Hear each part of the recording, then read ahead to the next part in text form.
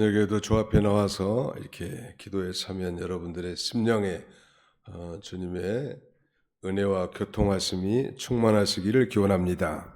오늘 시편 84편을 본문으로 시간 되는 데까지 성전을 사모하는 성도, 뭐 더 기술하자면 성전을 사모하는 성도가 되십시오. 뭐 이렇게 소술적으로 표현할 수 있겠습니다. 따라서 해볼까요? 성전을 사모하는 성도가 됩시다.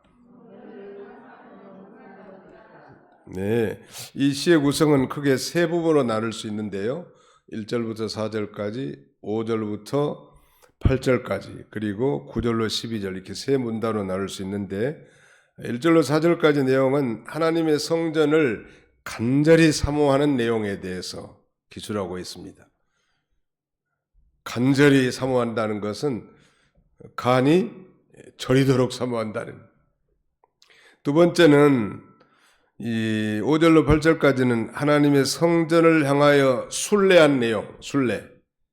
하나님의 성전을 향하여 순례한 내용이 기록되어 있고요. 마지막으로 9절로 12절은 만복을 누리며 하나님의 성전의 거함, 이런 세 가지 메인 아이디어로 나눌 수 있겠습니다.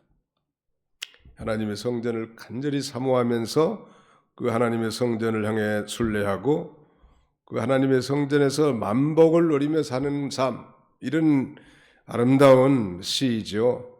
오늘 본문 표제에 보니까 고라 자손의 시라고 되어 있는데, 그러면서 인도자를 따라 깃딧에 맞춘 노래, 옛날에 영장을 따라 이런 말을 썼는데 좀 풀어가지고 지금 영장이라는 건 성전 악대의 대장이거든요. 인도자를 따라 깃딧에 맞춘 노래 그랬는데, 이 깃딧이라고 하는 말은 기쁜 곡조라는 뜻입니다. 우리나라 뭐 민요에도 뭐 육자배기 같은 거, 그다음에 뭐 진도아리랑 뭐 여러 가지 많이 있잖아요. 그와 같이 이 깃딧은 기쁜 곡조 그런 뜻입니다. 이 시의 저자는 아마 예루살렘 성전을 순례하는 제사장이었을 것으로 생각됩니다. 그리고 이 고라 자손은 아마 그 시를 보관해 둔 그런 책임 있는 자라 할 수 있겠습니다. 그 레이의 자손 가운데 이 고라 자손은 특별히 출애굽 때도 보면 그 성막을 어깨에 메고 이동하는 그런 그 자압을 가지고 있었고, 자압이라 하면 좀 이상하지만 그런 직분을 가지고 있었고, 또 아마 이 다윗 시대라든지 솔로몬 시대에는 아마 이 성전에서 그 제사를 책임지는 그 제사에 수정되는 그런 직분이었을 것으로 사료됩니다. 이 저작 시기는 오늘 본문에 주의 궁정이 언급된 것으로 봐서 궁정, 즉 성전이 무너지기 전 포로 이전으로 생각이 되는데, 이 짧은 시에는 그야말로 인간이 취할 수 있는 최상의 복된 길, 그게 뭔가 그걸 기록하고 있습니다. 인간이 취할 수 있는 최상의 복된 길, 뭐 시온의 대로라고도 이렇게 표현할 수도 있겠는데, 그 길은 곧 하나님이 계시는 곳으로 나아가는 길이란 말. 내가 곧 길이요 진리요 생명이니 나로 말미암지 않고는 아버지께로 올 자가 없느니라. 바로 예수님이 바로 길이신데, 우리는 예수님을 통해서 하나님 앞에 당당하게 나갈 수 있는 이런 특권을 가진 존재입니다. 구약시대 성전과 신약시대 예배당은 차원이 다르죠. 뭐 예수님이 자신이 성전이라고 했고, 또 우리 성도가 성전이라고 했고, 그 다음에 교회가 신약시대에 말하면 성전이죠. 그렇잖아요. 하나님의 백성들이 모이는 곳이. 그런데 바로 하나님의 성전을 간절히 사모한 내용을 좀 보시면 1절에 만군의 여호와여 주의 장막이 어찌 그리 사랑스러운지요. 내 영혼이 여호와의 궁정을 사모하여 새약하며 내 마음과 육체가 살아계시는 하나님께 부르짖나이다. 이 순례자가 이 성전까지 나오기란 쉽지 않는데, 그러나 그 주님의 도우심을 받아 일단 성전에만 나오기만 하면 거기에는 주님의 보호하심이 있고 인생의 참 행복이 그를 기다리고 있다는 거예요. 그러면서 우린 여기서 그 인생이 진정으로 추구해야 할 가치가 뭔가. 옛날 우리 스승 목사님 중에 한 분이신 그 남은역의 김종기 목사님은 자기가 세계를 여러 군데 여행을 다 해봤어도 기도실에서 기도하면서 하나님과 교통하는 시간과 그 장소만큼 아름다운 것, 아름다운 시간 없었나라고 그렇게 말씀한 것이 생각납니다. 아직 안 돌아가셨다고 그래요. 시카고에 계신지. 누가 지금 이번에 시카고 김종기 목사님하고 식사 한번 하신다고 하니까 다녀왔는지 한번 확인해 봐야 될 것 같아요. 아무튼 한 세대는 참 지나갔는데 그 선배 스승 목사님들의 그 주옥 같은 고백이 틀리지 않아요. 이거 오늘 이 시간에 우리가 뭐 금요일 저녁이니까 뭐 요새 사람들은 불금이라고 하던 불금. 불금이 뭐예요? 불곰도 아니고 불타는 아무튼 뭐 마세라 아마 하는 그런 게 아닌가 싶어. 한 주간 동안 고생 많이 하고 아마 노래방, 술집, 당구장, 캬바레 이런 데 가가지고 아무튼 먹어라 마셔라 하면서 보내는 이 불금 시간인데 그 사람이 행복할까요? 우리가 행복할까요? 진심입니까? 그 진심이어야 맞아요.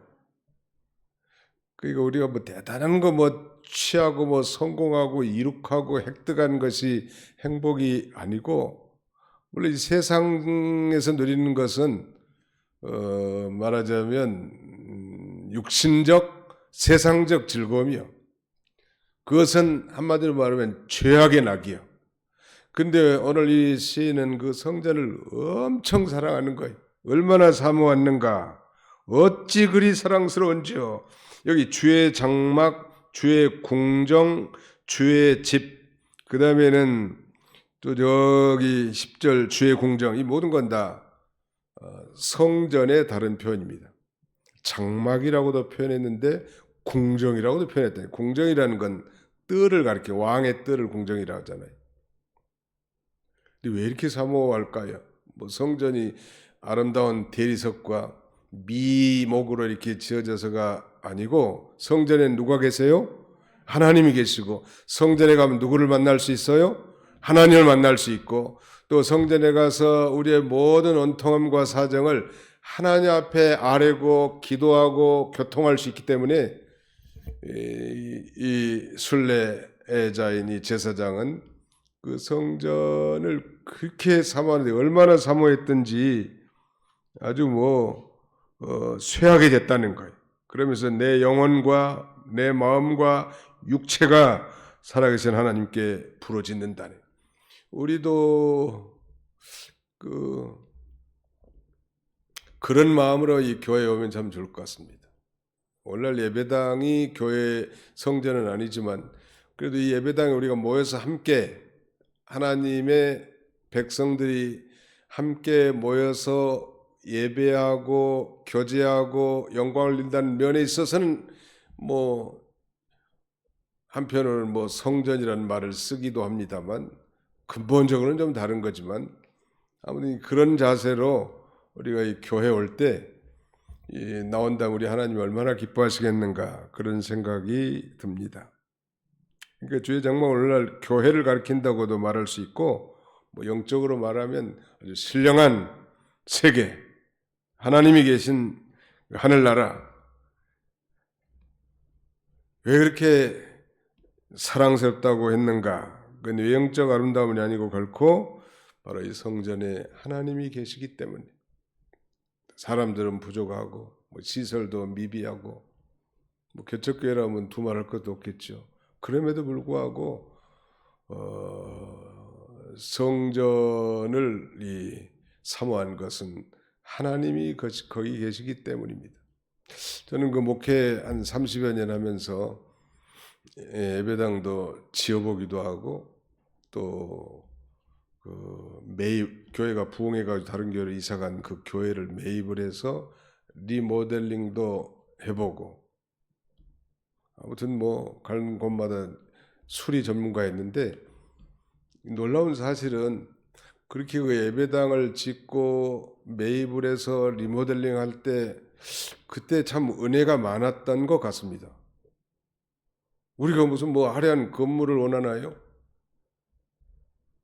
근데 바로 그 건물 안에서 구원받은 하나님의 자녀들이 함께 예배하는 거예요. 그러니까 우리가 하나님을 사랑한다는 거, 아니 성전을 이렇게 사모한다는 것은 역설적으로 말하면 하나님을 그만큼 사랑한다는 뜻 아닐까요?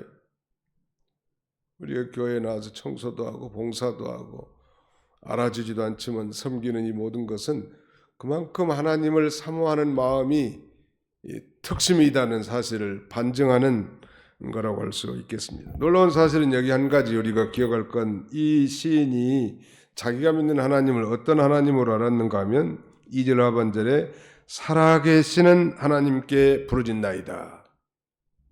살아계신 하나님. 옛날 성경에는 생존하시는 하나님, a living God, 살아계신 하나님. 무슨 말일까요? 이 시인은 하나님을 죽은 하나님으로 믿지 않고 종교적 매너리즘에 빠진 그런 형식적인 신으로 섬긴 것이 아니라 살아계신 하나님으로. 왜냐하면 하나님이 살아계시기 때문에 그 하나님과 동행할 수 있고, 하나님이 살아계시기 때문에, 그렇게 믿기 때문에 내 기도를 하나님이 들어주실 수 있고, 또 하나님이 살아계시기 때문에 하나님과 내가 교통할 수 있고 기도해서 응답을 받을 수 있다는 사실을 믿은 거예요. 살아계신 하나님, 내 영혼이 여호와의 궁정을 사모하여 생각하며 내 마음과 육체가 전인격적으로 그 살아계신 하나님께 부르짖고 있습니다. 얼마나 사모했으면 쇠하게 했다고 했을까? 이거 보면 아마 이 시인이 이 성전과 좀 멀리, 무슨 이유인지는 모르지만 멀리 떨어져서 가까이 하기 어려운 그런 정황이었을 것도 추정해 볼 수 있을 것 같습니다. 그렇게 사모하는.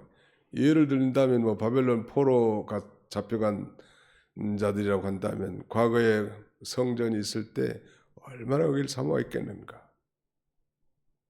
지금도 유대인들은 그 AD 70년 로마의 디도 타이터스 장군에 의해서 완전히 파괴된 그 예루살렘 성전이 다 파괴됐는데,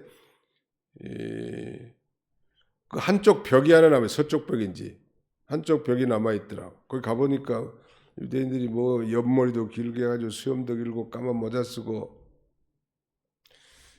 종이 쪽지에다가 기도 제목을 적어가지고 벽돌 사이에다 꼽아놓고 흔들면서 이렇게 기도하는 그 성전 쪼가리 하나 남은 그 성전을. 그리고 이제 그들은 이제 우리의 신앙과 다르고 좀 잘못된 게 많지만 제3성전이 지어지면 그리로 예수님이 재림하신다고, 메시아가 오신다고 그렇게 믿고 있습니다. 제3성전을 지을 준비를 다 해놨다는 거예요 지금. 근데 우리는 그걸 믿지 않죠. 그만큼 이 성전을 소중하게 여기는 거예요. 지금도 한쪽 벽 남은 거기다가. 우리도 이렇게 오늘 교회를 사랑하고 또 구원받은 성도들을 사랑하면서 섬기는 그런 마음을 가지고 나가는 걸 하나님이 기뻐하시리라 봅니다. 그 일을 위해서 우리가 피곤하지만 따라가고 또 힘들지만 봉사하고 그런 거 아니겠습니까?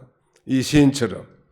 자, 그 다음에 4절 3절 나의 왕 나의 하나님 만군의 여호와여, 주의 제단에서 참새도 제 집을 얻고 제비도 새끼들 보금자리를 얻었나이다.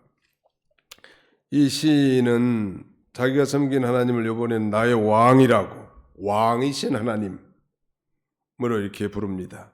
왕이라는 건 하나님이 우리를 보호하시고 통치하시고 우리는 그 왕의 통치를 잘 받는 그 통치에 복종한다는 뜻 아니에요?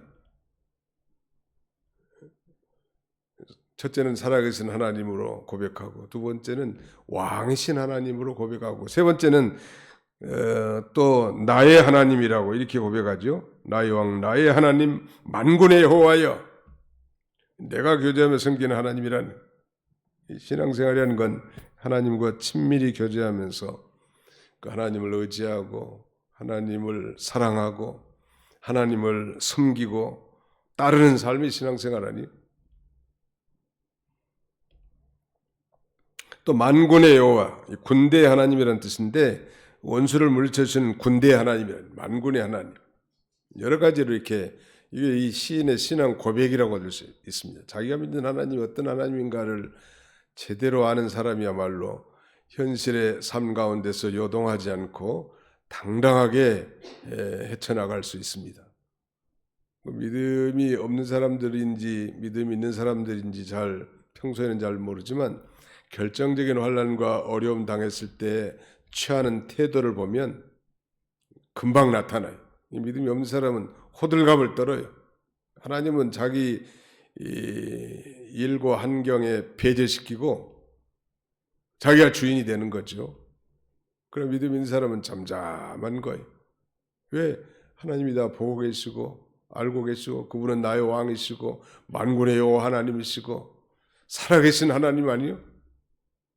교회에서만 그렇게 고백할 게 아니고 우리의 작은 일상에서도 그렇게 고백하는 자가 정령 복이 있을 것입니다.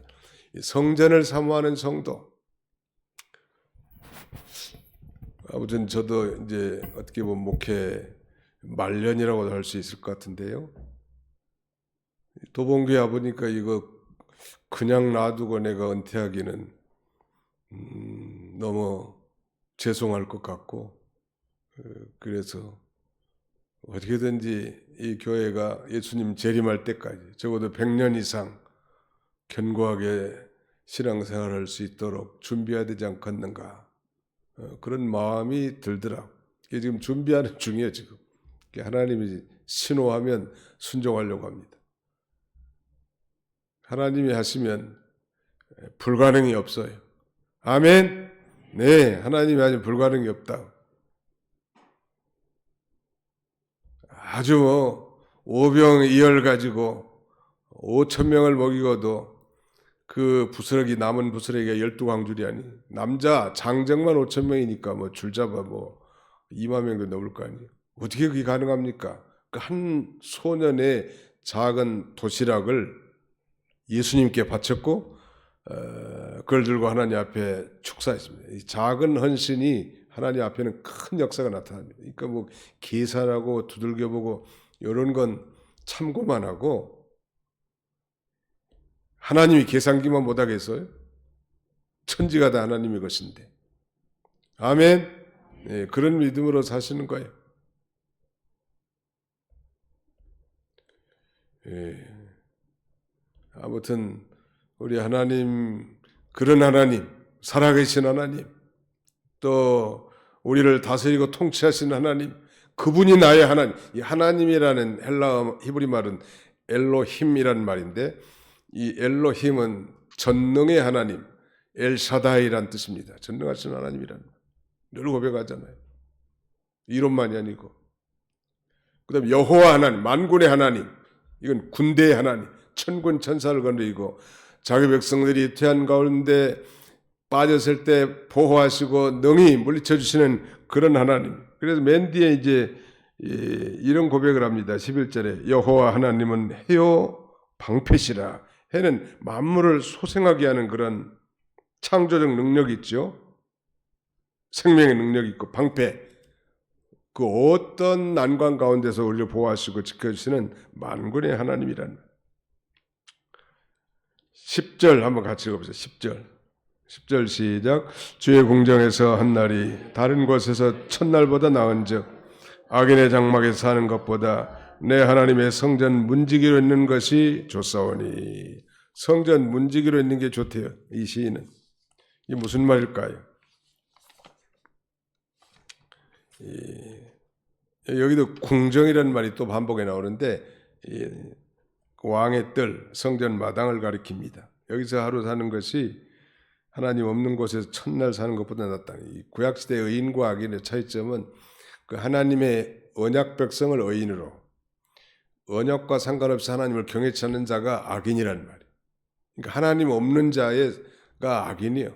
악을 많이 행한 자가 악인이 아니고. 그러니까 하나님 없는 곳에서 첫날 사는 것보다 하나님을 모시고 하나님의 성전에서 아주 지극히 작은 일, 문지기, 경비 그런 것으로도 참 만족이 있다는 거예요. 우리 사람들은 하나님을 떠난 인간은 뭔가 많이 스펙을 쌓고 그 다음에는 획득하고 이래야 행복이 있는 걸로 착각합니다. 물론 그런 걸 하지 말라는 건 아니지만 크리스찬들에게 그러나 그런 것들은 취하면 취할수록 더 우리를 목마르게 하고 진정한 행복을 가져다 줄 수 없죠. 그런데 이 시인과 같이 하나님의 성전을 사모하고 그 하나님 앞에 나가는 길이 있는 사람, 시온에 내려가 있는 자가 복이 있고 그 하나님의 집 성전에 사는 자가 거하는 자가 복이 있다는 거예요.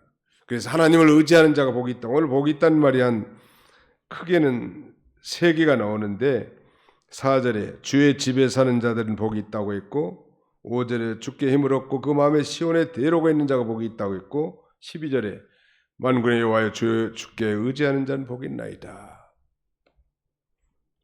세상에서 추구하는 복과는 전혀 다르죠.